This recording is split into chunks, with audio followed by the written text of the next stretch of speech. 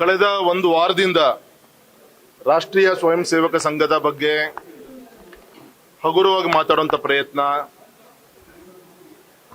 ನಮ್ಮ RSSನ ಶಾಖೆಗಳು ಏನು ನಡೀತಾ ಇದೆ ಅಲ್ಲಿ ನಿರ್ಬಂಧ ಹೇರುವಂತ ಒಂದು ಪ್ರಯತ್ನ ಸಾರ್ವಜನಿಕ ಸ್ಥಳಗಳಲ್ಲಿ ಮಾಡಬಾರ್ದು ಅಂತ ಹೇಳಿ ಇವ್ರಿಗೆ ನೇರವಾಗಿ ರಾಷ್ಟ್ರೀಯ ಸ್ವಯಂ ಸೇವಕ ಸಂಘ ಅಂತ ಹೇಳಕ್ಕೆ ತಾಕತ್ತಿಲ್ಲದೆ ಎಲ್ಲ ಸಂಘ ಸಂಸ್ಥೆಗಳು ಅನ್ನೋ ರೀತಿಯಲ್ಲಿ ಹೇಳ್ತಾ ಇದ್ದಾರೆ. ಇನ್ನು ಗೌರವಿತ ಸಿದ್ದರಾಮಯ್ಯನವರು ಹೇಳ್ತಾ ಇದ್ರು ಜಗದೀಶ್ ಶೆಟ್ಟರ್ ಅವತ್ತು ಆದೇಶವನ್ನ ಮಾಡಿದ್ರು ಅಂತ ಹೇಳಿ. ಅವತ್ತಿನ ಮುಖ್ಯಮಂತ್ರಿ ಜಗದೀಶ್ ಶೆಟ್ಟರ್ ಮಾಡ್ಲಿಕ್ಕೆ ಕಾರಣ ಯಾವುದೋ ಒಂದು ಶಾಲೆ ಕಾಲೇಜಲ್ಲಿ ಕೋಳಿ ಕುರಿ ಕಡಿದು ಮದುವೆ ಮುಂಜೆ ಮಾಡಿದಂತ ಒಂದು ಉದಾಹರಣೆಯನ್ನ ಕಣ್ಮುಂದಿಟ್ಕೊಂಡು ಆ ಒಂದು ಚೌಕಟ್ಟಲ್ಲಿ ಮಾಡಿದ್ರೆ ಹೊರತು, ಈಗ ರಾಷ್ಟ್ರೀಯ ಸ್ವಯಂ ಸೇವಕ ಸಂಘ 100ನೇ ವರ್ಷದ ಶತಮಾನೋತ್ಸವ ಆಚರಣೆ ಮಾಡ್ತಿರೋದು ಈ ಸಂದರ್ಭದಲ್ಲಿ ದುರುದ್ದೇಶ ಪೂರ್ವಕವಾಗಿ ಅದರ ಹೆಸರನ್ನ ಹೇಳದೆ ಈ ರೀತಿಯಂತ ಒಂದು ಪ್ರಯತ್ನವನ್ನ ಮಾಡ್ತಾ ಇದ್ದಾರೆ. ಚಿತ್ತಾಪುರ ಖರ್ಗೆ ಅವರ ಕಾನ್ಸ್ಟಿಟ್ಯೂನ್ಸಿ ನಿನ್ನೆಯಿಂದ ಆಫೀಸಿಗೆ ಅಲಿಯುವಂತ ಕೆಲಸವನ್ನ ಮಾಡ್ತಾ ಇದ್ದಾರೆ. ಅದೇನೋ 12 ಪಾಯಿಂಟ್ ಕ್ಲಾರಿಫಿಕೇಶನ್ ಅಂತೆ ಕೊಟ್ಟಾಗಿದೆ. ಏನು ಇವ್ರು ಜೀತದಾಳುಗಳ ಇವರು? ಇವತ್ತು ಇನ್ನೊಂದು ಹೆಜ್ಜೆ ಮುಂದೋಗಿ ರಾಷ್ಟ್ರೀಯ ಸ್ವಯಂ ಸೇವಕ ಸಂಘದ ಆಸ್ತಿಗಳನ್ನ ಟ್ಯಾಬ್ಲೇಷನ್ ಮಾಡ್ತೀನಿ ಅಂತ ಹೇಳಿ ಅದು ಕೂಡ ಪೇಪರ್ ಬಂದಿದೆ. ಯಾರದೇ ತಲೆ ಒಡೆದು ಆ ರೀತಿ ಅಂತ ರಾಷ್ಟ್ರೀಯ ಸ್ವಯಂ ಸೇವಕ ಸಂಘ ಸಂಸ್ಥೆ ತನ್ನ ಒಂದು ವಿಚಾರ ಇರ್ಬೋದು, ತನ್ನ ಬೌದ್ಧಿಕ ವಿಚಾರಗಳಿರ್ಬೋದು ಮತ್ತು ಅದರ ಶಕ್ತಿಗಳನ್ನ ವೃದ್ಧಿಸುವಂತ ಕೆಲಸವನ್ನೇನು ಮಾಡಿಲ್ಲ. ಹಾಗಾಗಿ ಈ ರೀತಿಯ ಹಗುರವ ಮಾತಾಡಿ ಮತ್ತೆ ನಿಮ್ಮ ಪಕ್ಷದಲ್ಲೇ ಚರ್ಚೆ ಆಗಿದೆ, ಪತ್ರಿಕೆಲ್ಲ ನೋಡಿದ್ದೀನಿ. ನಿಮ್ಮ ಪ್ರಿಯಾಂಕಾ ಖರ್ಗೆ ನಿಮ್ಮ ಈ ಒಂದು ಪ್ರಯತ್ನಕ್ಕೆ ನಿಮ್ಮ ಸಾಥಿಗಳಾದಂತ ಕ್ಯಾಬಿನೆಟ್ ಮಂತ್ರಿಗಳು ಸಾಥ್ ಕೊಟ್ಟಿಲ್ಲ ಅಂತೇಳಿ ನಿಮ್ಮ ತಂದೆ ನೋವನ್ನ DCM ಮುಂಭಾಗದಲ್ಲಿ ಮುಂದೆ ಅವರು ಹೇಳ್ಕೊಂಡಿದ್ದಾರೆ ಅನ್ನೋದು ಕೂಡ ಈ ಪತ್ರಿಕೆಲ್ಲ ನೋಡಿ. ಎಷ್ಟು ನಿಜನ ಸುಳ್ಳು ನಂಗೆ ಗೊತ್ತಿಲ್ಲ, ಅದು ನಿಜ ಅಂತೂ ಹೌದು. ನಿಮ್ಮ ಪಕ್ಷದಲ್ಲೇ ಬೇರೆ ಬೇರೆ ರೀತಿಯಂತ ಮಾತುಗಳನ್ನ ನಾವು ಕೇಳ್ತಾ ಇದೀವಿ. ಹಾಗಾಗಿ ನಿಮ್ಮ ಕಾಂಗ್ರೆಸ್ನ ಒಂದು ಬೌದ್ಧಿಕ ಅಧಪತನಕ್ಕೆ ಇದೊಂದು ದೊಡ್ಡ ಒಂದು ಉದಾಹರಣೆ. ಇವತ್ತು ಗೌರವಂತ ಸಿದ್ದರಾಮಯ್ಯನವರು ರಾಷ್ಟ್ರೀಯ ಅಧ್ಯಕ್ಷರಾದಂತ ಮಲ್ಲಿಕಾರ್ಜುನ ಖರ್ಗೆ ಅವರ ಸುಪುತ್ರ ಪ್ರಿಯಾಂಕಾ ಖರ್ಗೆ ಅವರು ಎಲ್ಲಿ ಅವ್ರ ಮಾತಿಗೆ ನಾ ಬೆಲೆ ಕೊಡಲಿ, ನನ್ನ ಮುಖ್ಯಮಂತ್ರಿ ಸ್ಥಾನ ಎಲ್ಲ ಅಲ್ಲಾಡೋದು ಅಂತೇಳಿ ಪಾಪ ಅವರಿಗೆ ಹರಿಪ್ರಸಾದ್ ಅವರಿಗೆ ದೊಡ್ಡ ದೊಡ್ಡ ಹೇಳಿಕೆಗಳನ್ನ ಕೊಟ್ಟು ಆದಷ್ಟು ಬೇಗ ನಾಳೆ ಆಗುವಂತ ಮಂತ್ರಿಮಂಡಲದ ರಚನೆಯಲ್ಲಿ ಎಲ್ಲಿ ತೂರ್ಕೊಬಹುದು ಅಂತೇಳಿ ಅವರಿಗೆ ಆತುರ. ಅವರಿಗೆ ಇನ್ನು ಕೆಲವು ಜನರಿಗೆ ಅವರ ಮಂತ್ರಿ ಸ್ಥಾನವನ್ನು ಉಳಿಸ್ಕೊಳಕ್ಕೋಸ್ಕರ ರಾಷ್ಟ್ರೀಯ ಅಧ್ಯಕ್ಷರ ಒಂದು ಆಶೀರ್ವಾದ ಬೇಕಾಗಿದೆ, ಅದು ಪ್ರಿಯಾಂಕಾ ಮುಖಾಂತರ ಮಾಡ್ಲಿಕ್ಕೆ ದೊಡ್ಡ ದೊಡ್ಡ ಹೇಳಿಕೆಗಳನ್ನ ಕೊಡ್ತಾ ಇದ್ದಾರೆ. ಜನ ನಗ್ತಾ ಇದ್ದಾರೆ. ಇವತ್ತು ಈ ರೀತಿಯಂತ ಅನೇಕ ಪ್ರಯತ್ನಗಳನ್ನ ಮಾಡಿ ಈಗಾಗಲೇ ದೇಶದಲ್ಲಿ ಎಲ್ಲೋ 1-2 ರಾಜ್ಯದಲ್ಲಿ ನೀವು ಉಳ್ಕೊಂಡಿದ್ದೀರಿ. ಇದೇ ತಪ್ಪನ್ನು ನೀವು ಮಾಡ್ಕೊಂತ ಹೋದ್ರೆ ಕೊನೆ ಮಳೆಯನ್ನ ಹೊಡೆಯುವಂತ ಕೆಲಸ ರಾಷ್ಟ್ರೀಯ ಅಧ್ಯಕ್ಷರ ಮಗ ಪ್ರಿಯಾಂಕಾ ಮುಖಾಂತರ ಇದಾಗುತ್ತೆ ಅಂತ ನಾನು ಹೇಳ್ತೀನಿ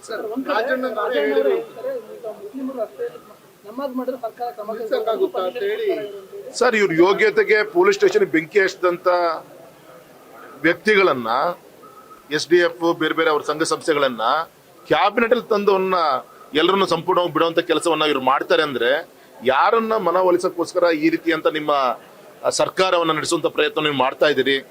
ನಾಚಿಕೆ ಆಗ್ಬೇಕಲ್ವಾ ನಿಮಗೆ? ಗುಂಡಿ ಮುಚ್ಚಕ್ಕೆ ರಸ್ತೆಯಲ್ಲಿ ಗುಂಡಿ ಇದೆ ಅನ್ನೋಕ್ಕಿಂತ ಗುಂಡಿಲ್ ರಸ್ತೆಗಳು ಇದಾವೆ. ಇವತ್ತು ಬೇರೆ ಬೇರೆ ಸಾಫ್ಟ್ವೇರ್ ಕಂಪನಿ ಪ್ರಮುಖರು ಗುಂಡಿ ಮುಚ್ಕೊಡಕ್ಕೆ ಮುಂದ್ ಬಂದಿರೋ ಸ್ವಾಗತ ಅಂತ ಹೇಳಿ ಯಾರೋ ನಿಮ್ಮ ಮಂತ್ರಿ ಹೇಳಿಕೆ ಕೊಡ್ತಾರೆ.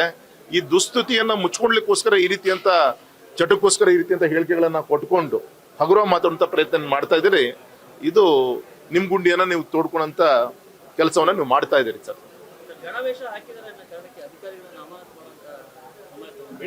ಸರ್, ಖರ್ಗೆ ಅವರು ಪ್ರಿಯಾಂಕಾ ಅವರು ಬರೆದಂತ ಪತ್ರದಲ್ಲಿ ಒಂದು ಕೈಯಲ್ಲಿರುವಂತಹ ಲಾಠಿಯನ್ನ ಪ್ರಶ್ನೆ ಮಾಡಿದ್ದಾರೆ. ಇನ್ನೊಂದು ಅವ್ರು ಬರೆದಂತ ಪತ್ರ ರಾಷ್ಟ್ರ ವಿರೋಧಿ ಚಟುವಟಿಕೆಗಳಿಗೆ ಅಂತ ಹೇಳ್ತಾರೆ. ಇಡೀ ಪ್ರಪಂಚದಲ್ಲಿ ಯಾವ್ದಾರ ಒಂದು ಉದಾಹರಣೆ ನಮ್ಮ ರಾಷ್ಟ್ರೀಯ ಸ್ವಯಂ ಸೇವಕ ಸಂಘದ ವತಿಯಿಂದ ಅವ್ರ ಮನೆ ಅನ್ನವನ್ನ ತಿಂದು ದೇಶಕ್ಕೋಸ್ಕರ ಮುಡುಪಾಗಿಟ್ಟಂತ ಸ್ವಯಂ ಸೇವಕರ ಒಂದು ಸಂಘಟನೆಯನ್ನ ಕಟ್ಟುವಂತ ಕೆಲಸ ರಾಷ್ಟ್ರೀಯ ಸ್ವಯಂ ಸೇವಕ ಸಂಘ ಮಾಡ್ತಾ ಇದೆ. ಅದು ಬಿಟ್ಟು ಈ ರೀತಿಯಂತ ದಂಡದ ಬಗ್ಗೆನೂ ಕೂಡ, ಕೈಯಲ್ಲಿರುವಂತ ಕೋಲಿನ ಬಗ್ಗೆ ದಂಡದ ಬಗ್ಗೆನೂ ಕೂಡ ಹಗುರ ಮಾತಾಡ್ತೀರಿ.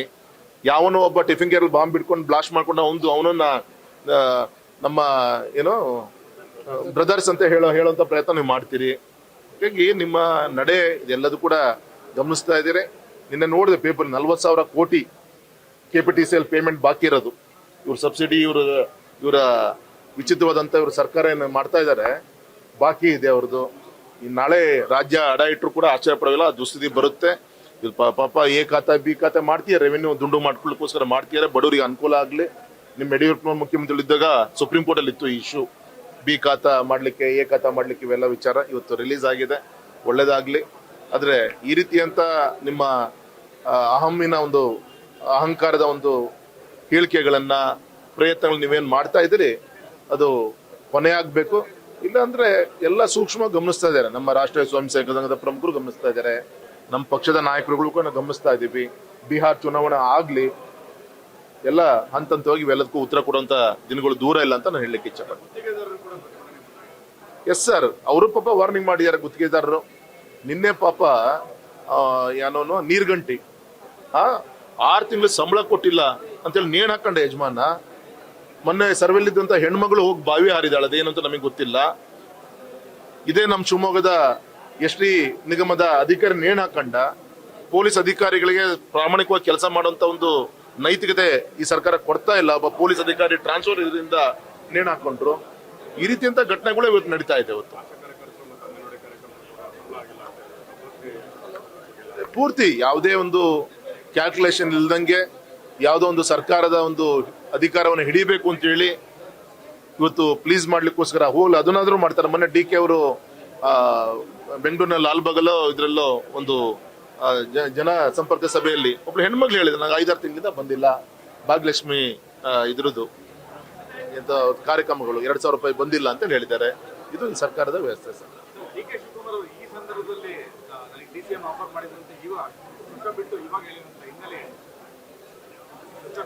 ಅವರೇ ಹೇಳ್ಬೇಕು ಸರ್. ನಮ್ಮ ಅದೇ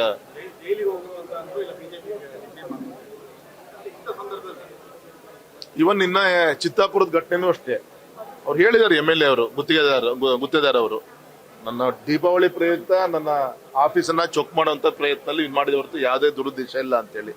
ಏನೋ ಒಂದು ಬಿಹಾರ್ ಎಲೆಕ್ಷನ್ ನಡೀತಿದೆ, ಅಲ್ಲ ಅವ್ರು ರಾಹುಲ್ ಗಾಂಧಿ ಅವ್ರ ಪ್ರವಾಸ ಮಾಡ್ತೀರ, ಅದಕ್ಕೆ ಪೂರಕವಾದಂತ ಇಲ್ಲಿಂದ ದಾಖಲೆನ ಹುಡ್ಕೊಳ್ಳಿಕ್ಕೆ ಪಾಪ ಅವ್ರ ಹೈಕಮಾಂಡ್ ಹೇಳಿದೆಯನ್ನೋ ಗೊತ್ತಿಲ್ಲ.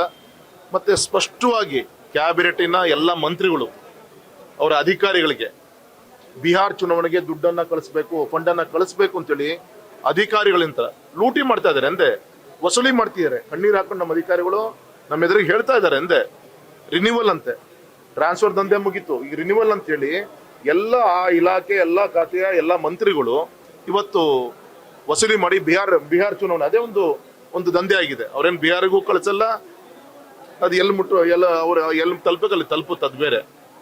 ಈ ರೀತಿ ಅದೊಂದು ಬಿಹಾರ್ ಚುನಾವಣೆ ಇಟ್ಕೊಂಡು ಇಡೀ ರಾಜ್ಯದಲ್ಲಿ ದುಡ್ಡು ವಸೂಲಿ ಮಾಡ್ತೀಯ ನಮ್ಮ ಅಧಿಕಾರಿಗಳು, ಎಲ್ಲ ಮಂತ್ರಿಗಳ ಮುಖಾಂತರ ನಮ್ಮ ಅಧಿಕಾರಿಗಳ ವಸೂಲಿ ಮಾಡ್ತಾ ಇದ್ದಾರೆ. ಇದು ಈ ದಂಧೆ ನಡೀತಾ ಇದೆ ಸರ್ ಈ ಸರ್ಕಾರದಲ್ಲಿ.